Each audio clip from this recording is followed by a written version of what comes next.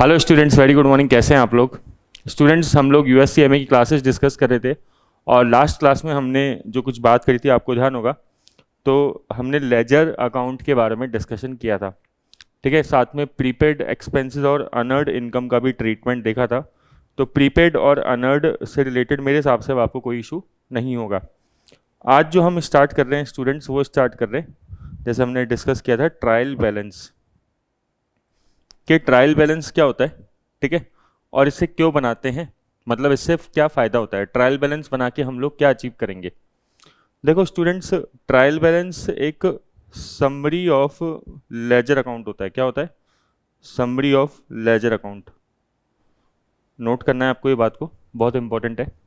मतलब जो भी लेजर अकाउंट के बैलेंसेस होते हैं ना, जो भी लेजर अकाउंट के क्लोजिंग बैलेंस होते हैं, जो भी लेजर के क्लोजिंग बैलेंस होते हैं उसको हम लोग ट्रायल बैलेंस में लिख देते हैं, ठीक है। हम उसको लिख देते हैं कहाँ पे? ट्रायल बैलेंस के अंदर। चाहे वो लेजर अकाउंट के डेबिट बैलेंस हो या फिर क्रेडिट बैलेंस हो। हमने डिस्कस किया था दो तरह के बैलेंस होते हैं, एक डेबिट और एक क्रेडिट। इससे फ़ायदा क्या है, सर ट्रायल बैलेंस क्यों बनाते हैं? देखो, ट्रायल बैलेंस का अभी अभी प्रैक्टिकल करेंगे तब ज़्यादा समझ में आएगा। अभी तो मैं ऐसी थ्योरी में बता रहा हूँ, ठीक है। सुन लो एक बार, फिर ज़्यादा तो अच्छे से समझ में तभी आएगा जब हम प्रैक्टिकल समझेंगे कि ट्रायल बैलेंस एक्चुअल में है क्या। ट्रायल बैलेंस बनाने से फ़ायदा ये होता है कि एक तो ये पता लग जाता है कि हमने जो काम अभी तक किया है उसकी अर्थमेटिकल एक्यूरेसी करेक्ट है या नहीं है। देखो मैंने क्या वर्ड यूज़ किया है, भारी सा शब्द आ गया। कि पता लग जाता है कि अभी तक कोई गलती तो नहीं है, कोई अकाउंट्स में गड़बड़ तो नहीं करी हमने। एक तो ये पता लग जाता है। इसका मीनिंग क्या होता है अभी डिस्कस करते हैं ना। अगर कहीं पे भी देखो लेजर में कुछ गलती होगी, अमाउंट वगैरह गलत होंगे, या हमने डेबिट की जगह क्रेडिट लिख दिया, तो ये हमें ट्रायल बैलेंस की स्टेज पे पता लग जाएगा। क्यों? क्योंकि ट्रायल बैलेंस क्या होना चाहिए, डेबिट और क्रेडिट मैच करने चाहिए। जैसे बैलेंस शीट, आपने पता ही है अपन को, बैलेंस शीट जो होती है डेबिट असेट्स और लाइबिलिटी दोनों मैच करती है ना। ऐसे ही ट्रायल बैलेंस का डेबिट साइड और क्रेडिट साइड दोनों की दोनों इक्वल आता है, ठीक है। लेकिन अगर नहीं आया तो इसका मतलब क्या है कि आपने कहीं गलती कर रखी है। गलती कहाँ हो सकती है? या तो जनरल एंट्री करने में गलती कर दी हो, ठीक है, या फिर लेजर बनाने में गलती कर दी हो, क्योंकि जनरल एंट्री के बाद लेजर बनता है। या लेजर तक भी सब ठीक है, लेकिन आपने ट्रायल बैलेंस ले जाने में ही, ट्रायल बैलेंस के अंदर फिगर्स ले जाने में गलती कर दी हो। जैसे लेजर के अंदर कोई फिगर लिखा था, क्लोजिंग बैलेंस किसी का लिखा था 1000, आप गलती से ट्रायल बैलेंस के अंदर ले गए 10,000, ये हो सकता है। या फिर लेजर के अंदर किसी अकाउंट का बैलेंस डेबिट था, आपने ट्रायल बैलेंस के अंदर उठा के गलती से उसको क्रेडिट कर दिया, या क्रेडिट था आपने डेबिट कर दिया। तो इन सब केसेस में क्या है, ट्रायल बैलेंस मैच नहीं करेगा, ठीक है। या हो सकता है जनरल एंट्री या लेजर में इस तरीके की मिस्टेक हो कि डेबिट की जगह क्रेडिट कर दिया हो, 1000 की जगह 10,000 कर दिया हो, 9,000 की जगह 90,000 कर दिया हो, या 900 कर दिया हो। तो ऐसी मिस्टेक्स में ट्रायल बैलेंस जो होते हैं वो मैच नहीं करते हैं। तो अब हम डिस्कस करते हैं स्टूडेंट ट्रायल बैलेंस को बनाते कैसे हैं ना। देखो ट्रायल बैलेंस का फॉर्मेट तो बिल्कुल सिंपल होता है, जैसे आपको ध्यान होगा। ट्रायल बैलेंस लिखेंगे, ठीक है, और ये पर्टिकुलर्स मान लो, या ये आप कह लो आइटम्स की लिस्ट है। जो भी आइटम्स हैं यहाँ पे आ जाएंगे। ये डेबिट साइड है, ये क्रेडिट साइड है, ये ट्रायल बैलेंस होगा। अब सपोज डेटर्स का बैलेंस है रहा है। डेटर्स का बैलेंस बताओ, डेबिट होता है क्रेडिट होता है? डेबिट होता है। क्यों सर? डेटेड असेट्स होती है, याद करो। असेट का बैलेंस हमेशा क्या होता है? डेबिट होता है। मान लो क्रेडिटर का बैलेंस आ रहा है, क्रेडिटर का बैलेंस आ रहा है सपोज 40,000 का। क्रेडिटर का बैलेंस डेबिट होता है क्रेडिट होता है? क्रेडिट होता है। क्यों क्रेडिट होता है? क्योंकि लाइबिलिटी होती है। ऐसे ही मान लो परचेजेज है, आपने पूरे साल भर में 1 लाख की परचेजेस करी, सेल्स 1,20,000 की सेल्स कर दी आपने। परचेजेस मैंने डेबिट में लिखा है, ध्यान रखें। क्यों? क्योंकि परचेजेस एक एक्सपेंस है, एक्सपेंस डेबिट होते हैं। सेल्स क्या होता है? क्रेडिट, इनकम है। अब आप ध्यान से देखो तो मैंने क्या है, सारी चीज़ें लिख दी। ऐसे ही मैं कैपिटल लिख देता हूँ। कैपिटल मान लो बिजनेस में 5 लाख 5 लाख की लग रही है। ऐसे ही मान लो मैंने कैश लिख दिया, वो 4 लाख का अवेलेबल है। अब आप देख रहे हो, मतलब असेट और लाइबिलिटी के हिसाब से काम चल रहा है। Asset, liability, income, expense. जैसे आप देखो, मैंने आपको क्या रूल बताया था, असेट हमेशा क्या होती है, डेबिट होती है, लाइबिलिटी हमेशा क्या होती है, क्रेडिट होती है। फिर जितने भी एक्सपेंसेस होते हैं या लॉसेस होते हैं वो क्या होते हैं, डेबिट होते हैं। जितनी भी इनकम्स होती है या गेन्स होते हैं वो क्रेडिट होते हैं। याद है अपन को ये डिस्कस किया था अपन ने। और ऐसे ही जो भी कैपिटल होती है, कैपिटल वो क्या होती है, क्रेडिट होती है। तो उसी के हिसाब से काम चल रहा है सारा का सारा। कैपिटल मतलब इक्विटी, बाद में डिस्कस करेंगे इक्विटी एक्चुअल में होता क्या है, कि इक्विटी के अंदर क्या क्या आता है। तो ये सब चीज़ें के हिसाब से देखो मैंने डेबिट और क्रेडिट सेलेक्ट किया है ना। आप अगर थोड़ा और डेप्थ में जाना चाहते हो तो मैं इनके अकाउंट भी बना के दिखा सकता हूँ, लेजर। तो आपको लेजर की भी प्रैक्टिस हो जाएगी, अपन बना ही लेंगे अभी। अच्छा, वैसे ट्रायल बैलेंस बनाने के बाद होगा क्या, देखो ट्रायल बैलेंस बनाने के बाद जो है, ट्रायल बैलेंस का एक बहुत इंपॉर्टेंट पर्पज़ है कि ट्रायल बैलेंस एक तो मैच करता है ना। जैसे अभी तो नहीं करेगा क्योंकि अभी मैंने सारे आइटम नहीं लिखे, बहुत सारे आइटम हो सकते हैं ना, ठीक है। Salary paid, rent paid, commission receive हुआ, कोई फर्नीचर परचेज किया, ऐसे 50 चीज़ हो सकती है। तो जितने भी लेजर अकाउंट होंगे ना, सबके बैलेंसेस इधर आ जाएंगे ट्रायल बैलेंस के अंदर। तो इसलिए ट्रायल बैलेंस को क्या बोलते हैं, समरी ऑफ लेजर अकाउंट। क्योंकि जो लेजर अकाउंट के क्लोजिंग बैलेंस होते हैं वो सारे के सारे ट्रायल बैलेंस में आ जाते हैं। फिर ट्रायल बैलेंस का पर्पस क्या होता है, एक तो अर्थमेटिकल एक्यूरेसी पता लगती है कि भाई डेबिट क्रेडिट मैच कर रहा है, तो इसका मतलब कि अभी तक जो ट्रांजेक्शन हमने रिकॉर्ड करे हैं वो सही है। हालांकि इसमें भी कुछ एक्सेप्शंस होते हैं, बट उतना डेप्थ में जाने की अपने की जरूरत नहीं है। तो अपन मान सकते हैं कि अपने अगर ट्रायल बैलेंस मैच कर रहा है तो क्या है कि अपन ने चीज़ें सही करी है। वैसे क्योंकि बात निकली है तो मैं बता ही देता हूँ कि ट्रायल बैलेंस मैच करना वैसे कंक्लूसिव प्रूफ नहीं होता कि आपने कोई गलती करी है, मतलब कोई गलती नहीं करी है। कि ऐसा नहीं है कि ट्रायल बैलेंस मैच कर रहा है तो सब कुछ सही है। हो सकता है कि आपने क्या है, अकाउंट्स में बहुत सारी एरर्स होती है, अलग अलग तरह की एरर्स होती है। अगर मान लो आपने 10 रुपये का अमाउंट 100 रुपये लिख दिया, तब तो ट्रायल बैलेंस मैच नहीं करेगा, ये तो कंफर्म है। लेकिन आपने क्या किया, ये परचेजेस, आपने फर्नीचर परचेज किया था 1 लाख का, लेकिन आपने उसको परचेजेस में डाल दिया। अब ट्रायल बैलेंस पर कोई इफेक्ट पड़ेगा क्या, बताओ, सोच के बताओ।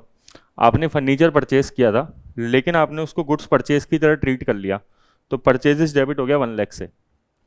तो कोई भी फर्क नहीं पड़ेगा क्योंकि फर्नीचर भी डेबिट होता, परचेजेस भी डेबिट होता। अगर मैं इसकी जगह फर्नीचर लिख देता तो ट्रायल बैलेंस में थोड़ा ना कोई फर्क आ जाता, या परचेजेस लिख दूँ तो ट्रायल बैलेंस में थोड़ा कोई फर्क आएगा। लेकिन इसका मतलब ये नहीं कि ट्रायल बैलेंस करेक्ट है, ट्रायल बैलेंस गलत है। लेकिन किस वजह से गलत हो रहा है वो, ऐसी एरर्स को बोलते हैं एरर ऑफ प्रिंसिपल, है ना, एरर ऑफ प्रिंसिपल। ठीक है, तो trial balance error of principle को नहीं पकड़ पाता। क्या है, खर्चे जो होते हैं, एक्सपेंसेस जो होते हैं, 2 तरह के होते हैं, एक तो रेवेन्यू एक्सपेंसेस होता है और एक कैपिटल एक्सपेंडिचर होता है। आज की क्लास में हम लोग समझेंगे, ठीक है। तो अगर कई बार क्या होता है, गलती से कई लोग है ना रेवेन्यू एक्सपेंडिचर को डाल देते हैं कैपिटल एक्सपेंडिचर में, कैपिटल एक्सपेंडिचर को डाल देते हैं रेवेन्यू एक्सपेंडिचर में। तो ऐसी एरर्स को बोलते हैं एरर ऑफ प्रिंसिपल। क्या बोलते हैं, एरर ऑफ प्रिंसिपल। आपने अगर 11वीं क्लास ध्यान से पढ़ी है तो एक चैप्टर होता है रेक्टिफिकेशन ऑफ एरर्स, अपने कोर्स में नहीं है यूएससीएमए के अंदर, लेकिन हाँ हमें आना चाहिए। ऐसे कोई बहुत बड़ी चीज़ नहीं है, सिंपल चीज़ है। तो कई मतलब बात यह है कि ट्रायल बैलेंस मैच होना मतलब 100% कंक्लूसिव प्रूफ नहीं है कि सब कुछ सही है। लेकिन हाँ, अगर ट्रायल बैलेंस मैच नहीं करा तब तो पता ही लग गया ना गलत है कुछ ना कुछ, ठीक है। तो कहने का मतलब ये, ट्रायल बैलेंस जो होता है एरर ऑफ प्रिंसिपल को नहीं पकड़ पाता। अब आगे चलते हैं, ठीक है ना, जो मेन पर्पज है बताने का।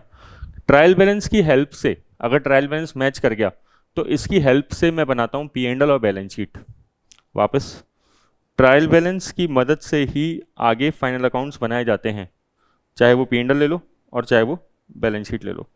जो भी फाइनल अकाउंट्स होते हैं वो किसके मदद से बनाए जाते हैं, ट्रायल बैलेंस की मदद से बनाए जाते हैं। जैसे अब जैसे ये, इसमें देखो ध्यान से, ये मान लो परचेजेज ही रहने दो, ठीक है। इसको अपन एक बार परचेजेज ही ट्रीट कर लेते हैं।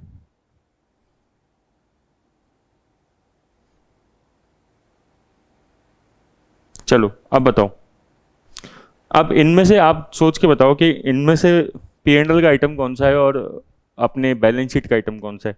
डेटर बैलेंस शीट में जाते हैं, क्रेडिटर बैलेंस शीट में जाते हैं, कैपिटल बैलेंस शीट में जाती है, कैश बैलेंस शीट में जाता है, और सेल और परचेज कहाँ जाता है, पी एंड एल में, ठीक है ना। तो और भी बहुत सारे खर्चे हो सकते हैं, बहुत सारी इनकम हो सकती है, बहुत सारी एसेट हो सकती है, बहुत सारी लाइबिलिटी हो सकती है। तो ट्रायल बैलेंस क्या है, सबकी समरी बता देता है हमें कि क्लोजिंग बैलेंस ये है, अब P&L में डाल दो या बैलेंस शीट में कोई भी चीज़ डाल दो, ठीक है। तो अब है ना, मैं थोड़ा सा और डेप्थ में जाके चीज़ें समझाना चाहता हूँ। ऐसे ऊपर ऊपर से समझाने से काम चलेगा नहीं कि ट्रायल बैलेंस एक्चुअल में बनाते कैसे हैं, ठीक है। मैं थोड़ा सा डेप्थ में जाना चाहता हूँ। हो सकता है कि आप कंफर्टेबल हो गए हो, लेकिन एक टीचर का दिल तो यही कहता है कि भाई थोड़ा सा अंदर जाओ, ठीक है। ऐसा नहीं कि केवल ऊपर ऊपर से बताई जाए चीज़ें। तो मैं बना ही लेता हूँ डेटर अकाउंट, ठीक है। अब मान लो जैसे डेटर अकाउंट बना लिया सपोज, तो डेटर अकाउंट में ओपनिंग बैलेंस, अब आपको अच्छा ये तो याद होना चाहिए, कल वाली क्लास तक तो आपको याद होना चाहिए, है ना, वो तो आपकी जिम्मेदारी है, रिस्पॉन्सिबिलिटी है याद करना। तो डेटर का ओपनिंग बैलेंस असेट होती है, तो टू बैलेंस बीडी लिख देते हैं, ठीक है। अब ये मत कहना कि सर टू बैलेंस बीडी क्यों लिखा, तो सर इसलिए लिखते हैं ना क्योंकि असेट है इसलिए। ये ओपनिंग बैलेंस होता है, बीडी मतलब ब्रॉट डाउन होता है, I hope you remember this, ठीक है। तो debtor to sales, current year में सेल करी 10 लाख की, डेटर से कैश रिसीव हो गया 1 लाख का, या इसको इसको 9 लाख कर देते हैं। डेटर से कैश रिसीव हो गया 9 लाख का, कुछ बैड डेप्ट भी हो गए, बाय बैड डेप्ट्स मान लो 50,000 के बैड डेप्ट हो गए, ठीक है। और क्लोजिंग बैलेंस निकल गया, बस यही ट्रांजेक्शन हुआ डेटर से और कुछ नहीं हुआ। तो 12 माइनस 9.5 कितना होता है, 12 माइनस 9.5 2.5 लाख। तो बाय बैलेंस सीडी लिख देंगे। बताना जरा, ये डेबिट बैलेंस है क्रेडिट बैलेंस है, ये डेबिट बैलेंस है, ठीक है ना। क्यों, क्योंकि बाय बैलेंस सीडी ऐसा नहीं कि क्रेडिट साइड में देख के, कल बताया था ना क्रेडिट साइड में देख के नहीं देखेंगे, ये क्रेडिट साइड में आ रहा है लेकिन ये क्लोजिंग बैलेंस है। अगर आपको ऐसे देखना है कि, तो इसको ओपनिंग देखो, अगले साल ओपनिंग क्या होगा इसका, टू बैलेंस बीडी, तो डेबिट में लिखा ना, बीडी से पता लगता है बैलेंस एक्चुअल में डेबिट है क्रेडिट है, ठीक है। लेकिन हाँ, क्लोजिंग बैलेंस तो कितना आएगा, क्लोजिंग बैलेंस तो 2.5 लाख ही आएगा, ठीक है। अब इसको मैं ट्रायल बैलेंस के अंदर रख दूंगा। ट्रायल बैलेंस के अंदर ये अमाउंट जाता है, समझ में आया, 2,50,000 ये क्लोजिंग अमाउंट जाता है, जो 31 दिसंबर को ईयर एंड पे अवेलेबल होता है। ईयर एंड चाहे 31 दिसंबर हो चाहे 31 मार्च हो, हमें कोई फर्क नहीं पड़ता, लेकिन ये ईयर एंड का बैलेंस है, ठीक है। ऐसे ही मान लो मैंने क्रेडिटर अकाउंट बना लिया, ऐसे ही मान लो मैंने क्रेडिटर अकाउंट बना लिया। क्रेडिटर अकाउंट में लिख दिया बाय परचेजेस, या बाय बैलेंस बीडी लिख देते हैं पहले, ओपनिंग बैलेंस लिख देते हैं। ओपनिंग बैलेंस है 8 लाख का, सपोज हमारे पुराने से क्रेडिटर चलते आ रहे हैं, हमने गुड्स परचेज कर लिए उधार ड्यूरिंग द ईयर 5 लाख का, ठीक है। फिर हमने क्रेडिटर को पे कर दिया, तो क्रेडिटर, अब देखो मैं कितने स्मूथली लिख रहा हूँ ना भाई, परचेजेस टू क्रेडिटर अपने आप ही दिमाग में एंट्री बन जाती है हमारे। तो हमने कोई रट नहीं रखा है, ऐसा नहीं है कि हमने ये एंट्रियाँ याद कर रखी है, हमारे ब्लड में भी डेबिट क्रेडिट घूम रहा है। अगर आप पूरे ऐसे ब्लड निकालोगे तो उसमें A positive B positive O positive नहीं आएगा, क्या आएगा, डेबिट और क्रेडिट आएगा। तो आपके ब्लड में भी अकाउंट्स या फाइनेंस इस तरीके से घूमनी चाहिए, न केवल अकाउंट्स, कॉस्टिंग, एफएम या ऑडिट, जो भी आप पढ़ रहे हो वो घूमना चाहिए ब्लड के अंदर, अगर आप सही मायने में कॉमर्स के स्टूडेंट हो तो, ठीक है ना।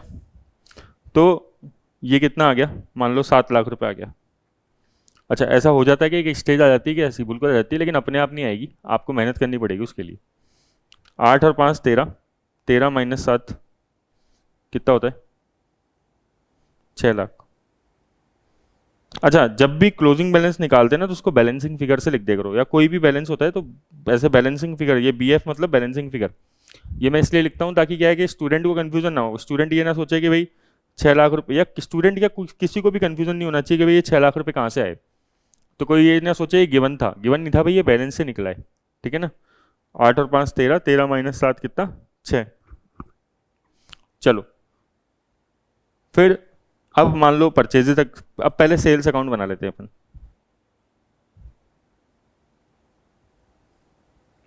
याद है आपको, एक मतलब अपन कुछ लेजर अकाउंट बना के देख रहे हैं ताकि अपन को थोड़ा सा आइडिया लगे।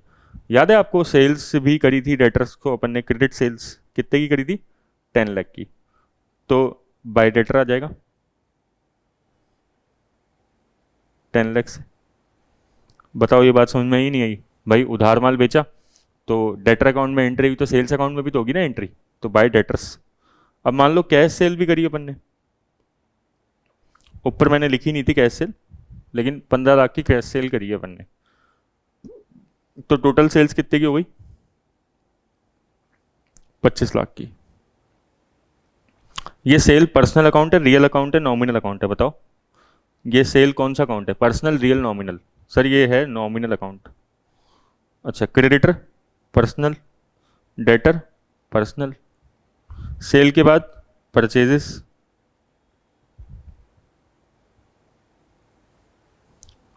परचेजेस अपन ने क्रेडिटर से कुछ परचेज किया था कि उधार? 5 लाख का परचेजेस किया है, तो परचेजेस टू क्रेडिटर, तो परचेजेस में बताओ, परचेजेस टू क्रेडिटर,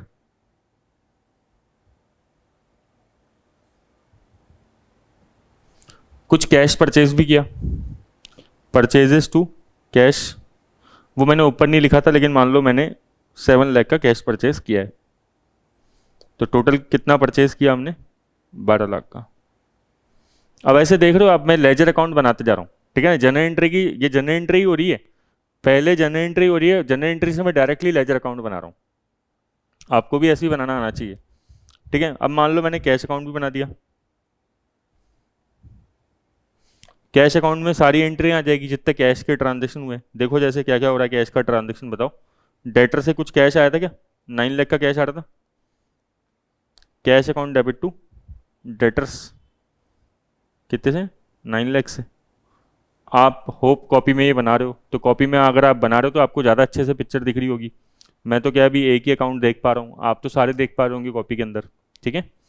तो आप देखो कैश अपन ने लिखा है ना, डेटर में बाय कैश, मतलब ये कलेक्शन हुआ है डेटर से। Cash account debit to debtors entry मतलब क्या होता है? Collection from debtors. ऐसे ही कैश पे करा था क्रेडिटर को 7 लाख का, तो क्या कैश अकाउंट में क्या लिखेंगे? बाय क्रेडिटर्स, कितने से? 7 लाख से। बताओ ये समझ में आया क्या? ऐसे ही और कहाँ कहाँ कैश आ रहा है? सेल्स में आ रहा था क्या? कैश सेल हुई थी 15 लाख की, तो cash account debit to sales कितने से? 15 लाख से। और कैश परचेज हुई है 7 लाख की, तो बाय परचेजेस 7 लाख से। कोई दिक्कत नहीं है, क्रेडिट परचेज और कैश परचेज मैंने दोनों का 7 लाख अमाउंट कर दिया, उससे कोई फर्क नहीं पड़ता। ये सारे फिगर मैं ऐसे रेंडमली बता रहा हूँ या फिर कुछ ऐसे सोच के आया हूँ कहीं से, मतलब कुछ सोच के दिमाग चल रहा है एंड ऐसे ही रेंडमली चल रहा है। बस ऑब्जेक्टिव ये है कि भाई आपको लेजर अकाउंट पता रहे, थोड़ी लेजर अकाउंट सीख जाओ आप, और थोड़ा सा ट्रायल बैलेंस के बारे में आपको नॉलेज हो जाए। बस ये ऑब्जेक्टिव है मेरा, ठीक है? कि ट्रायल बैलेंस और लेजर के बारे में आपको पता लग जाए चीज़ें। अब कैश अकाउंट में और क्या सकता है? कैश अकाउंट में जैसे मान लो हमने कुछ खर्चे करे, जैसे सैलरी पे करी, तो बाय सैलरी। इसको मैं कैश भी लिख सकता हूँ, और मान लो कैश और बैंक, अगर कैश और बैंक लिख दो, कोई दिक्कत नहीं है, ठीक है ना?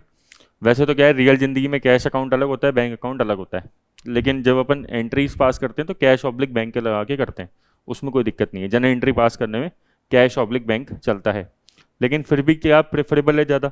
कैश प्रेफरेबल है, बैंक प्रेफरेबल है? ज़्यादा तो प्रेफरेबल बैंक है। क्यों? क्योंकि ज़्यादातर ट्रांजेक्शन बैंक के थ्रू होते हैं। जो भी बिजनेस होते हैं, जो भी कंपनीज होती है, वो कैश ट्रांजेक्शन नहीं करती, ज़्यादातर ट्रांजेक्शन जनरली किससे करते हैं? बैंक के थ्रू करते हैं। बट स्टिल जो भी होगा वो अपन कर सकते हैं, उसमें कोई दिक्कत नहीं है। सैलरी मान लो 1 लाख की पे करी, और भी कोई जितने भी दुनिया भर के एक्सपेंसेस हैं, अदर एक्सपेंसेस, वो मान लो 2 लाख के हो गए, ठीक है? अब आप देखो बैलेंस चेक करो, 9 और 15 कितना होता है? 24 होता है क्या? तो 24 लाख तो इस तरफ आ गया, ठीक है? और 7 और 7 14, 14 और 3 17, 14 24 माइनस 17, 3 और 4 7, bye balance C D.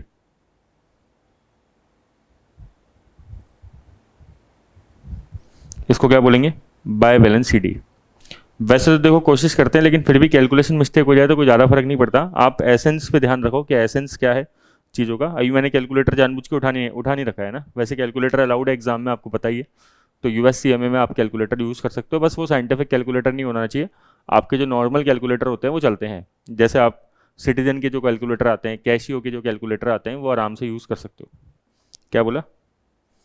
Citizen का जो कैलकुलेटर आता है, कैशियो का जो कैलकुलेटर आता है, जैसे सिटीजन का आता है CT500, जनरली 90% स्टूडेंट यही यूज़ करते हैं, तो आप ये यूज़ कर लो, कोई दिक्कत नहीं। कैशियो का यूज़ कर लो, तो जो भी कैलकुलेटर आपको यूज़ करना है कर लो, बस वो साइंटिफिक नहीं होना चाहिए, साइंटिफिक अलाउड नहीं है। हालांकि वैसे अपने साइंटिफिक का कोई काम भी नहीं है, क्योंकि मैथमेटिक्स ऐसी कुछ है नहीं कि भाई अपन साइंटिफिक कैलकुलेटर यूज़ लें। हाँ, बस एक पार्ट यूएससीएमए पार्ट 2 के अंदर एक जगह होती है जिसमें हम इंटरनल रेट ऑफ रिटर्न निकालते हैं, तो वहाँ पे अगर आपके पास साइंटिफिक कैलकुलेटर होता है तो वहाँ पे डायरेक्टली हेल्प हो जाती है, लेकिन यूएससीएमए अलाउ नहीं करता साइंटिफिक कैलकुलेटर, ये अपन को ध्यान रखना है। ठीक है, तो अब अपन डिस्कस करते हैं क्या भाई ट्रायल बैलेंस एक्चुअल में बनाते कैसे हैं। तो जैसे मान लो मैं ट्रायल बैलेंस बना रहा हूँ, तो मैंने ट्रायल बैलेंस में सारे आइटम नहीं लिए, ठीक है, जो इंपॉर्टेंट आइटम्स थे वो ले लिए कुछ कुछ। ठीक है, अब ट्रायल बैलेंस में देखो मैंने क्या बताया था, एक तरफ डेबिट आ जाएगा, एक तरफ क्रेडिट आ जाएगा। क्लियर क्या? तो देखो क्या है, जैसे डेटर, डेटर कितने का बैलेंस था, 2.5 लाख का, 2,50,000 का, तो डेटर्स में कितना लिख देंगे, 2,50,000 डेबिट। डेबिट क्यों लिखा, क्योंकि डेटर का बैलेंस क्या होता है, डेबिट होता है, और बचा भी डेबिट था, बताया था ना आपको कैसे चेक करेंगे अपन। ठीक है, ये बैलेंस ऐसे चेक होता है इस तरफ ओपनिंग बैलेंस में आके। क्रेडिटर का बैलेंस, ये क्रेडिट बैलेंस है, कितना है, 6 लाख। ठीक है, तो क्रेडिटर में क्या लिखेंगे, 6 लाख। अब आपको ट्रायल बैलेंस थोड़ा ज़्यादा समझ में आएगा। पहले तो मैंने क्या डायरेक्टली लिख दिए थे बैलेंस उठा के, ठीक है, जल्दी जल्दी में बताने के लिए आपको। फिर अपन अब थोड़ा डेप्थ में जा रहे हैं। पहले क्या होता है कि अपन बर्ड आई व्यू लेते हैं। मेरे टॉपिक पढ़ाने का यही तरीका है कि मैं पहले भूमिका तैयार करता हूँ, बैकग्राउंड तैयार करता हूँ, ठीक है, डायरेक्टली ऐसा नहीं कि क्वेश्चन स्टार्ट कर देते हैं अपन, पहले थ्योरी समझते हैं उससे रिलेटेड, फिर अपन धीरे धीरे आगे बढ़ते हैं, और जितना डेप्थ होता है उतने डेप्थ तक जाते हैं। आप डेप्थ की टेंशन मत लेना, आपको कोई किताब नहीं पढ़नी है, जितना मैं पढ़ा रहा हूँ वो मोर देन सफिशिएंट है।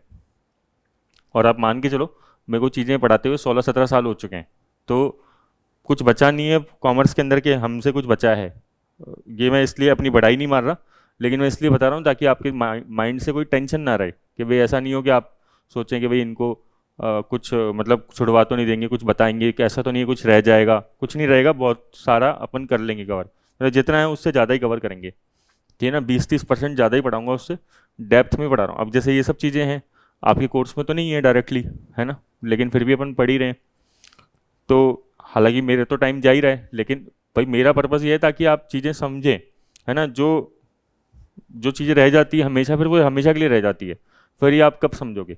ठीक है, तो अब ये बेस समझने का टाइम है, इस बार समझ लो, इसको ख़त्म कर दो समझ के। तो सेल्स क्रेडिट आ रही है कितनी, 25 लाख, तो सेल्स लिख दिया अपन ने कितना, 25 लाख।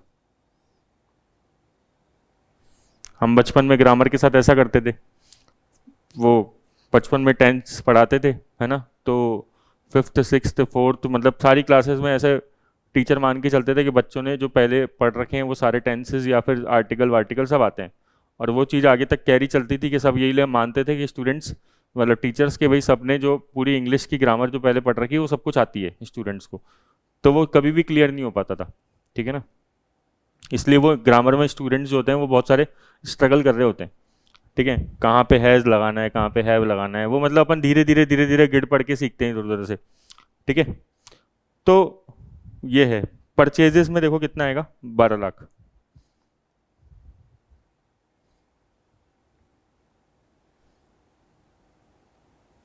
फिर सेल्स आ गई, परचेजेस आ गई, अब क्या आएगा उसके बाद, कैश। कैश में 7 लाख आ गया। अभी क्या है, अपन ने सारी चीज़ें नहीं लिखी है ना, सारे मतलब अभी अपन इसको एक्सपेक्ट नहीं कर सकते ये मैच करेगा, क्योंकि मैंने शुरुआत से सारी एंट्रीज नहीं मारी है इसके अंदर, है ना। ठीक है, बहुत सारी चीज़ें होती है, जैसे सैलरी है तो सैलरी का भी लेजर अकाउंट बन जाएगा क्या भाई, जो जो आपको आइटम दिख रहे हैं सबका लेजर अकाउंट बनेगा। यह सैलरी है तो सैलरी 1 लाख की है, अदर एक्सपेंसेस 2 लाख के हैं, तो इनके भी लेजर बनने चाहिए, तो लेजर बनेगा तो बैलेंस भी आएगा। तो सैलरी कितना आ जाएगा, सैलरी आ जाएगा 1 लाख से, डेबिट हो जाएगा। अदर एक्सपेंसेस कितना आ जाएगा, 2 लाख से, ये डेबिट हो जाएगा। और भी ऐसी चीज़ें होंगी, मतलब आप समझ रहे हो कि ऐसे अपन को ट्रायल बैलेंस बनाना होता है, और इस ट्रायल बैलेंस की सहायता से अपन क्या बनाएंगे, इस ट्रायल बैलेंस की हेल्प से अपन को क्या बनाने होते हैं, फाइनल अकाउंट्स बनाने होते हैं। मतलब आप डायरेक्टली जनरल एंट्री से फाइनल अकाउंट्स नहीं बनाते, आप किससे बनाते हो, ट्रायल बैलेंस से बनाते हो। हालांकि बना सकते हैं, क्या दिक्कत है, जनरल एंट्री से भी फाइनल अकाउंट डायरेक्टली बना सकते हैं, कमांड होनी चाहिए आपके अकाउंट्स में, ठीक है ना, तो उससे भी बन जाते हैं, लेकिन अभी अपन ये बात कर रहे हैं फिलहाल, राइट। तो ये है, ऐसे अपन को ट्रायल बैलेंस बनाना होता है।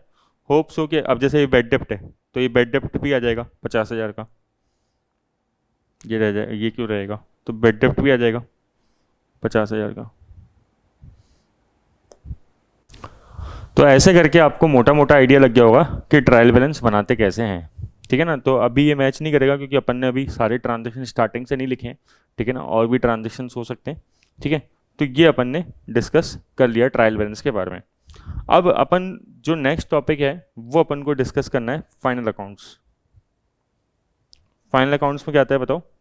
एक तो P&L आता है और एक बैलेंस शीट आती है मेन।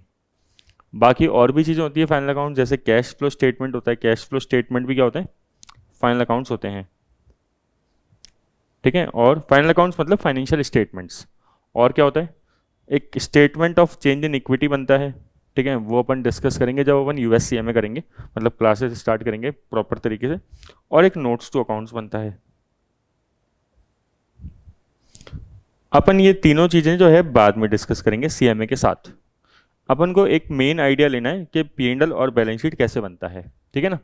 इसके लिए मैं आज आपको एक कॉन्सेप्ट बताऊंगा, डिस्कस करेंगे अपन revenue expenditure versus capital expenditure. ये हम आज क्लास में डिस्कस कर रहे हैं। देखो, खर्चे दो तरह के होते हैं, एक होते हैं रेवेन्यू खर्चे और एक होते हैं कैपिटल एक्सपेंडिचर, ठीक है। क्या होता है देखो, ध्यान से देखना, मैंने ऐसे एक डिफरेंस का बना दिया। ये होता है कैपिटल एक्सपेंडिचर, ले लेते हैं इधर पहले, और यहाँ पे ले लेते हैं रेवेन्यू एक्सपेंडिचर।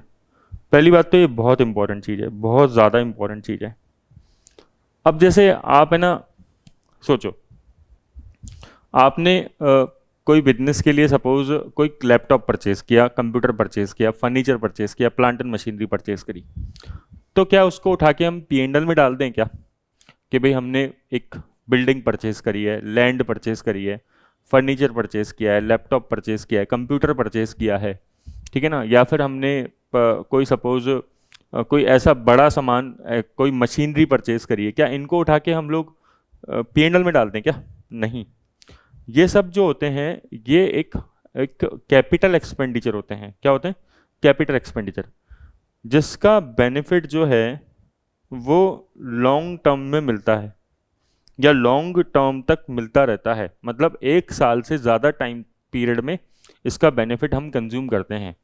जैसे आप प्लांट एंड मशीनरी परचेज करते हो, मशीन परचेज करते हो, तो मशीन जो है उसकी एक लाइफ होती है। मान लो उसकी लाइफ 10 साल है, या उसकी लाइफ 5 साल है, या कितनी भी है, 15 साल है, 20 साल है, या 4 साल है, तो वो इतने साल तक चलेगी। अगर 10 साल लाइफ है तो 10 साल तक चलेगी।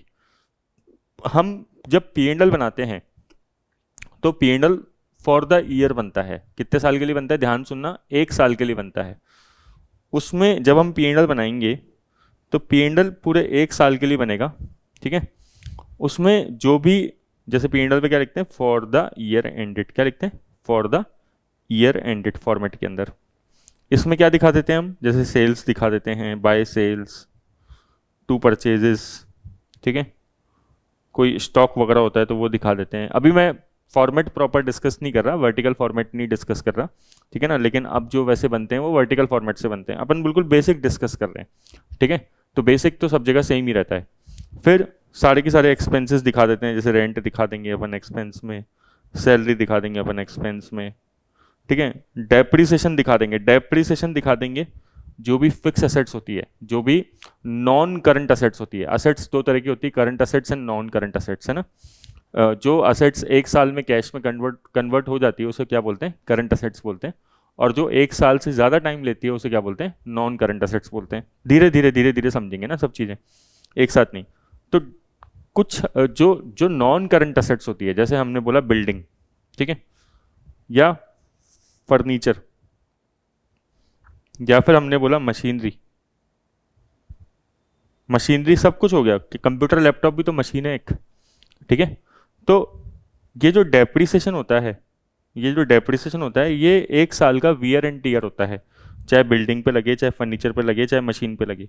ध्यान रखना, बिल्डिंग खरीदना, फर्नीचर खरीदना, मशीन खरीदना, ये 1 साल का खर्चा नहीं होता है। आपने बिल्डिंग खरीदी, उसकी 20 साल की लाइफ है, आपने फर्नीचर खरीदा, उसकी 10 साल की लाइफ है। मशीन खरीदी, उसकी 10 साल की लाइफ है। तो ऐसा नहीं कि वो 1 साल का खर्चा है। पी&एल जो बनाते हैं अपन, वो 1 साल का बनाते हैं। जैसे हम पी&एल बना रहे हैं 2027 का, 2027 का, ठीक है, कि 31 दिसंबर 2027 तक का पी&एल बना रहे हैं। तो ये पी&एल बन कहाँ से कहाँ तक रहा है? 1 जनवरी 2027 से लेकर 31 दिसंबर 2027 तक, 1 साल का, 12 महीने का बन रहा है। तो 12 महीने के सारे खर्चे आ जाएंगे, ठीक है। तो बाय सेल्स, अब क्रेडिट में और कोई इनकम हो गई, अदर इनकम, जैसे कमीशन हो गया, है ना, या इंटरेस्ट रिसीव हो गया, या डिविडेंड की इनकम हो गई, ये सारी इनकम्स कहाँ चली जाती है? पी&एल में चली जाती है, ठीक है, क्रेडिट साइड में। ये क्रेडिट साइड होती है ऑब्वियसली, ये डेबिट साइड होती है। डेबिट साइड एक्सपेंसेस की होती है, क्रेडिट साइड इनकम की होती है। ये यूनिवर्सल चीज़ है पूरे अकाउंट्स में, ठीक है। हमेशा याद रखना है कि डेबिट मतलब एक्सपेंसेस, इनकम्स मतलब क्रेडिट, ठीक है, इनकम और गेन। कोई लॉसेज होंगे तो वो भी आ जाएंगे, जैसे लॉस बाय फायर हो गया, लॉस बाय थेफ्ट हो गया। तो पी&एल में सारे डेबिट साइड में खर्चे और क्रेडिट साइड में इनकम। लेकिन कौन से खर्चे आते हैं पी&एल के अंदर? पी&एल में केवल रेवेन्यू एक्सपेंडिचर आते हैं, कैपिटल एक्सपेंडिचर नहीं आते। कैपिटल एक्सपेंडिचर जैसे बताया, आपने मशीन परचेज करी, आपने फर्नीचर परचेज किया, आपने बिल्डिंग परचेज करी। मैं लैंड जानबूझ के नहीं लिख रहा, ठीक है, लैंड भी होता है कैपिटल एक्सपेंडिचर, लेकिन लैंड पे क्या है, डेप्रिसिएशन नहीं लगता। क्यों नहीं लगता, बाद में बात करेंगे, है ना। तो मशीन, फर्नीचर, बिल्डिंग, और आपने कोई कुछ भी परचेज किया ऐसा लॉन्ग टर्म के लिए ना, ठीक है। तो या आपने कोई इंटेंजिबल असेट्स परचेज करी। इंटेंजिबल असेट्स क्या होती है? जैसे patent, copyright, license, franchisee, trademark, know how, softwares, ये सब क्या होते हैं? इंटेंजिबल असेट्स होती है। तो ये जितने भी कैपिटल एक्सपेंडिचर होते हैं स्टूडेंट्स, उनका बेनिफिट क्या मिलता है? लॉन्ग टर्म में मिलता है, ठीक है। जैसे मैंने एग्जांपल लिया 10 साल में, तो इसको अपन कहाँ दिखाते हैं? ये सब आइटम किधर के होते हैं? बैलेंस शीट के। इसको पी&एल में नहीं दिखाया जाता। ऐसा नहीं कि हम मशीन खरीदे और फर्नीचर खरीदे और अपन ने उठा के पी&एल में डाल दिया, ऐसा नहीं होता। क्यों? क्योंकि इनकी लाइफ होती है ज़्यादा। हाँ, ये कुछ ना कुछ अपन ने यूज़ किया है, तो यूज़ किया है तो इस पर क्या लगता है?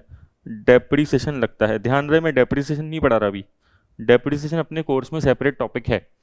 मैं केवल आपको कैपिटल एक्सपेंडिचर, रेवेन्यू एक्सपेंडिचर बता रहा हूँ अभी, है ना, कि हम कौन से खर्चे को बैलेंस शीट में डालते हैं, कौन से खर्चे को अपन जो है पी&एल में डालते हैं। भाई देखो, बात आई क्यों ये, है ना, ये ध्यान से समझना। जो भी एक्सपेंसेस होते हैं, कंफ्यूजन होता है, वो पी&एल में जाएंगे कि बैलेंस शीट में जाके असेट्स बनेंगे। आप मेरी बात को अगर समझ रहे हो, बहुत गहराई से मैंने एक बात लिखी है कि जो खर्चे होते हैं वो कुछ बैलेंस शीट में जाके एसेट्स बनते हैं और कुछ खर्चे ऐसे ही खर्चे मान के पी&एल में डाल देते हैं, एक्सपेंसेस मान के पी&एल में डाल देते हैं।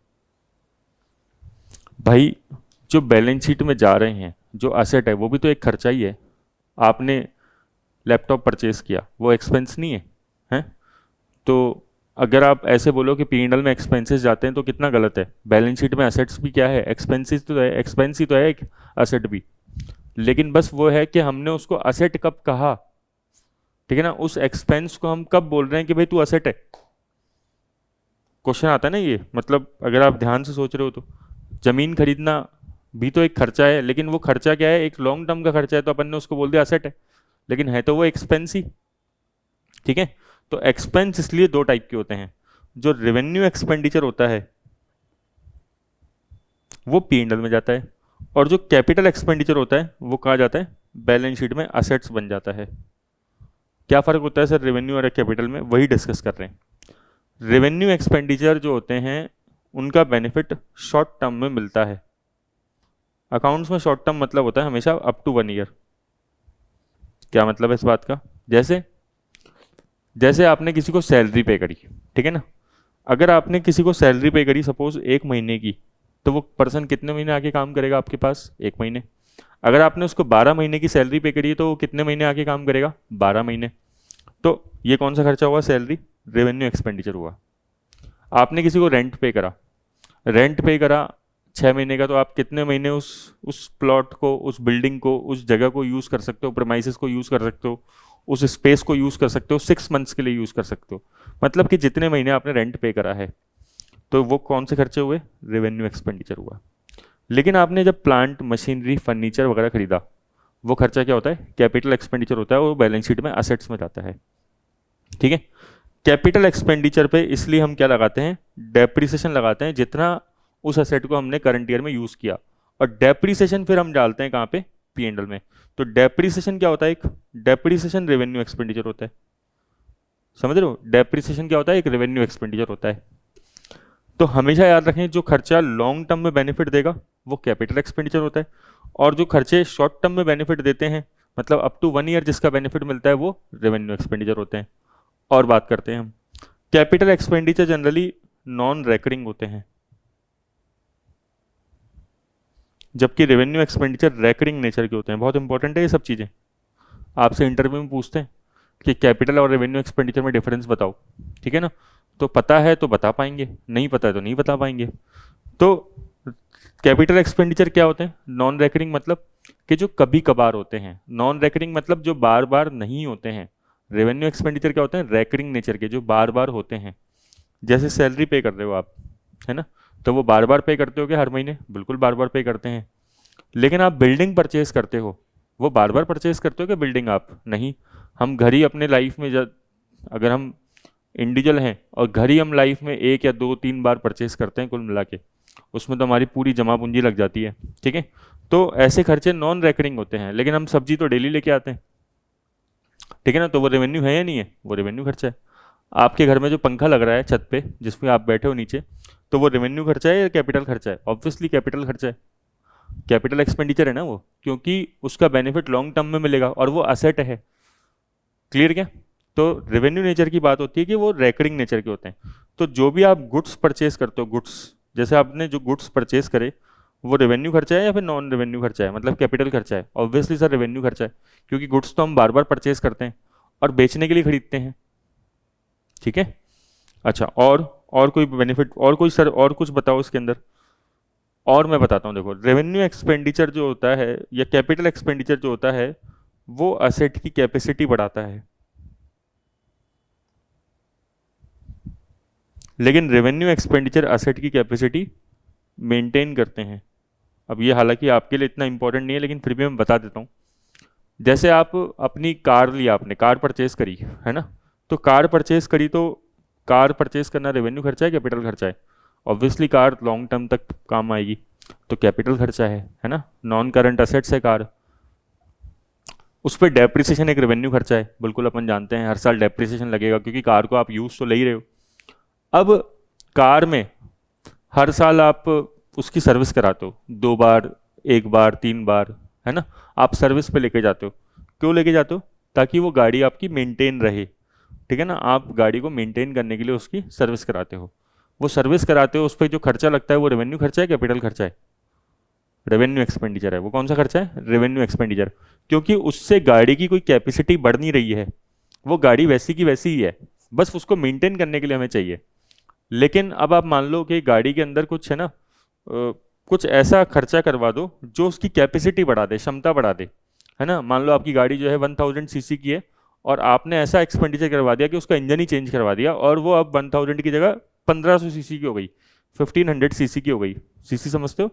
क्यूबिक लीटर जो कैपेसिटी होती है वो, तो वो इंक्रीज हो गई। वो एक्सपेंडिचर क्या होगा? कैपिटल एक्सपेंडिचर होता है। तो अगेन ये इतना इंपॉर्टेंट नहीं है ये पॉइंट, बट फिर भी हम बताते हैं स्टूडेंट्स को याद रखने के लिए। ठीक है ना, अगर याद रखे तो अच्छी बात है। तो जो एक्सपेंडिचर कैपेसिटी इंक्रीज करते हैं वो कौन से खर्चे होते हैं? वो कैपिटल एक्सपेंडिचर होते हैं। लेकिन जो कैपेसिटी मेंटेन करने की, बस केवल मेंटेन रखते हैं, उसको क्या बोलते हैं? रेवेन्यू एक्सपेंडिचर बोलते हैं। तो फर्क क्या है भाई? मेन बात यह है कि कैपिटल एक्सपेंडिचर हमेशा कहाँ जाते हैं? बैलेंस शीट में जाते हैं, और रेवेन्यू एक्सपेंडिचर कहाँ जाते हैं? P&L में जाते हैं। और ऐसा क्यों हुआ, मतलब ये डिस्कशन ही क्यों हो रहा है? क्योंकि हमेशा याद रखो, जो बैलेंस शीट में असेट्स में जा रही हैं चीज़ें, ये जो आप machine, furniture, building, intangible asset, ये सब असेट्स ही तो है। अब बैलेंस शीट में ये जो असेट्स आप दिखा रहे हो, है ना, ये भी तो एक खर्चा है ना, सोचने वाली तो बात है। तो आपके मन में कैसे मतलब आएगा कि भाई इस खर्चे को मैं P&L में दिखाऊं कि बैलेंस शीट में दिखाऊं? तो ये है डिबेट, और ये इतनी इंपॉर्टेंट डिबेट है स्टूडेंट्स। मतलब कई लोग क्या गलती करते हैं, जब उनको समझ में नहीं आता, वो कैपिटल एक्सपेंडिचर को किस में डाल देते हैं, रेवेन्यू एक्सपेंडिचर में, और कई लोग रेवेन्यू एक्सपेंडिचर को गलती करके किस में डाल देते हैं, कैपिटल एक्सपेंडिचर में। और इससे क्या होता है, इससे प्रॉफिट बदल जाता है, बदलेगा नहीं बदलेगा, इससे प्रॉफिट पीएनएल, ये पीएनएल लिखा है मैंने ना, इससे प्रॉफिट बदलेगा नहीं बदलेगा, बिल्कुल बदलेगा। कोई खर्चा बैलेंस शीट में जाना था, चाहिए था, कोई एक्सपेंडिचर बैलेंस शीट में जाना चाहिए था, आपने उसको पीएनएल में डाल दिया है, तो उससे प्रॉफिट बदलेगा नहीं बदलेगा, बदलेगा। कम होगा प्रॉफिट, बढ़ेगा, कम हो जाएगा, क्योंकि वो एक्सपेंडिचर तो बैलेंस शीट में जाना चाहिए था, आपने उठा के पीएनएल में डाल दिया उसको, प्रॉफिट कम हो गया। ऐसे ही कोई एक्सपेंडिचर जो है रेवेन्यू नेचर का था, ठीक है ना, आपको पीएनएल में डालना चाहिए था, उसको आपने डायरेक्टली बैलेंस शीट में ले गए और उस पर डेप्रिसिएशन लगा दिया, ठीक है, या डेप्रिसिएशन नहीं लगाया आपने, बस बैलेंस शीट में ले जाके रख दिया आपने उठा के उसको, तो क्या होगा, प्रॉफिट इंक्रीज हो जाएगा, क्योंकि वो रेवेन्यू एक्सपेंडिचर था, वो पीएनएल में जाना चाहिए था, लेकिन आप पीएनएल में नहीं लेके गए उसको, तो प्रॉफिट क्या हो जाएगा आपका, बढ़ जाएगा। ठीक है, जब हम लोग सीए करते हैं, मतलब जो भी करता है, तो मैं आपको मेरी बात बताता हूँ, 2007 में मैंने 12th पास करी और मैं सीए करने चला गया ना, मतलब सीए करने स्टार्ट कर दिया मैंने। तो सीए के अंदर पहले ऐसा रूल था कि सीपीटी जैसे ही हम फाउंडेशन पास करते थे या सीपीटी पास करते थे, उसके जस्ट बाद आर्टिकलशिप चालू हो जाती थी, और पहले आर्टिकलशिप का पीरियड था 3.5 साल का, 3.5 ईयर्स का। अब तो आर्टिकलशिप का जो पीरियड है, बाद में इन्होंने 3 साल किया आईसीआई ने, अब 2 साल कर दिया। अभी लेटेस्ट रूल के हिसाब से जो आर्टिकलशिप का टाइम पीरियड है वो 2 साल का है, ठीक है, जो सीए की है, इंडियन सीए की बात कर रहे हैं अपन, है ना। अब हुआ क्या कि मैं एक मतलब मेरा भी आर्टिकलशिप पीरियड चालू हो गया, सीए फाउंडेशन क्लियर हो गया और मैंने आर्टिकलशिप करना चालू कर दिया। एक फॉर्म थी आर्टिकलशिप में, उधर जाता था मैं, तो एक हमारे पास ऑडिट आई। सीए क्या करते हैं, फिर ऑडिट करने भेजते हैं, सीए का मेन काम ऑडिट करने का होता है। तो एक कंपनी थी सीड कॉरपोरेशन करके, है ना, तो राजस्थान के अंदर ही थी, स्टेट गवर्नमेंट की कंपनी थी, तो हमें ऑडिट करने के लिए भेज दिया। तो ऑडिट करने के लिए हम वैसे तो जयपुर में रहते हैं, लेकिन हमें भेज दिया जोधपुर। नाम सुने होंगे आपने, दोनों हेरिटेज सिटी है, अच्छी सिटीज़ हैं दोनों की दोनों, इतिहास में, हिस्ट्री में काफ़ी नाम रहता है इन सिटीज़ का, जयपुर, जोधपुर, जैसलमेर वगैरह, इनका अच्छा खासा नाम रहता है, खास तौर से उदयपुर और चित्तौड़गढ़ का, ठीक है। तो जोधपुर हमें भेज दिया। अब हम गए, मैं और मेरा फ्रेंड था, तो हमारे सीए बोलते थे बॉस कि भाई जब तक काम ना हो तब तक शक्ल मत दिखाना और बार बार फ़ोन वोन मत करना, कुछ भी पूछने वूछने की जरूरत नहीं है, लास्ट में आके सीधा काम करके दिखा देना, मतलब डिस्टर्ब मत करना, कुल मिला के बात ये है। तो हम लोग ऑडिट करने गए। अब हमारे पास क्या है, हमें अकाउंट्स पढ़ते पढ़ते ऐसी आदत हो जाती है कि पता लग जाता है कहाँ पे गड़बड़ है ऑडिट करते समय। तो हमने एक पीएनएल में देख रहा था, रात का टाइम था, 8-9 बज गए थे, तो हम ऑडिट कर रहे थे, सर ने बोला जल्दी काम निपटाना है, तो ना, तो बिल्कुल एकदम ऐसे, बिल्कुल ऐसे वीरान जगह पे था, ठीक है ना, उनका ऑफिस, मतलब जंगलों में जैसे सरकारी ऑफिस थे वैसे था, मतलब कोई ऐसे क्राउडेड जगह नहीं थी। उसमें उन्होंने वहाँ पे मेंटेनेंस एक्सपेंडिचर लिख रखा था, ठीक है। अब मेंटेनेंस एक्सपेंडिचर में बहुत मतलब बहुत बड़ा अमाउंट लग रहा था मेरे को पीएनएल में, कि मेंटेनेंस एक्सपेंडिचर लिख रहे हैं, अमाउंट तो मेरे को याद नहीं है, लेकिन हाँ 5-7 लाख रुपए का मेंटेनेंस एक्सपेंडिचर होगा। तो हमने उनसे पूछा कि भाई ये क्या है, इसका ब्रेकअप दो। तो पहले तो थोड़े मना कर रहे थे, आनाकानी कर रहे थे, फिर बाद में हमें ब्रेकअप हमने उनसे निकलवाया। फिर हमें उन्होंने बताया कि ना, ये जो बिल्डिंग है, उस टाइम पे कंप्यूटर नए नए आए थे, है ना, 2007-8 की बात है, सोचो आप, 2007-8। तो उस टाइम पे गवर्नमेंट के अंदर कंप्यूटर्स नए नए आए थे, तो उन्होंने एक कंप्यूटर रूम बनाया था जिसमें कंप्यूटर रख सकें और एक ऑपरेटर बैठ के अकाउंटिंग कर सके। और ये जो कंप्यूटर रूम बनाया था, इस पर उन्होंने करीबन 2 लाख रुपए खर्च करे थे, जितना मेरे को याद है अप्रोक्स, है ना। इसका खर्चा उन्होंने पीएनएल में डाल दिया मेंटेनेंस एक्सपेंडिचर के अंदर। हमने पूछा ऐसा क्यों किया, ये तो क्योंकि गलत अकाउंटिंग ट्रीटमेंट है, बताओ, क्योंकि ये कौन सा खर्चा है, ये कैपिटल एक्सपेंडिचर है। भाई आप बिल्डिंग की कैपेसिटी बढ़ा रहे हो, आपने एक रूम बना दिया, ये रेवेन्यू एक्सपेंडिचर नहीं है ना। पेंट कराते आप रूम के अंदर या फिर पूरी बिल्डिंग में, तब तो वो रेवेन्यू एक्सपेंडिचर होता, लेकिन ये कैपिटल एक्सपेंडिचर था। तो हमने उनसे पूछा ऐसा क्यों किया, ये तो गलत ट्रीटमेंट है। तो उन्होंने कहा कि भाई हमें हेड ऑफिस से परमिशन लेनी पड़ती है जब भी हम कोई बड़ा एक्सपेंडिचर करते हैं, कैपिटल एक्सपेंडिचर करते हैं। तो वो हमें हेड ऑफिस जो है शायद परमिशन नहीं देता, बजट का कोई इशू था, तो हमने उसको उठा के P&L में डाल दिया, ठीक है ना, ताकि हेड ऑफिस को पता ना लगे कि भाई बड़ा एक्सपेंडिचर हमने किया है। तो हमने उसको ऑडिट के अंदर पॉइंट रेस कर दिया, ठीक है ना। फिर बाद में जो है करेक्ट हुआ और बाद में ये बात हेड ऑफिस को पता भी लग गई, जैसा होना चाहिए हमने करा। तो मैं आपको बता रहा हूँ कि मतलब देखो कि ये सब चीज़ें कई लोग करते हैं कि रेवेन्यू से कैपिटल, कैपिटल से रेवेन्यू में लोग शिफ्ट कर देते हैं। तो अपन को पता होना चाहिए कि एक्चुअल में कौन सा खर्चा किधर जाता है और उधर ही जाना चाहिए, वरना प्रॉफिट पे इफेक्ट पड़ता है, ठीक है। तो आज के लिए सफिशिएंट है क्लास अपनी, आज आप रिवाइज करिए। मैंने आपको ट्रायल बैलेंस का कॉन्सेप्ट बताया, फिर मैंने आपको रेवेन्यू और कैपिटल एक्सपेंडिचर के बारे में बताया। Thank you.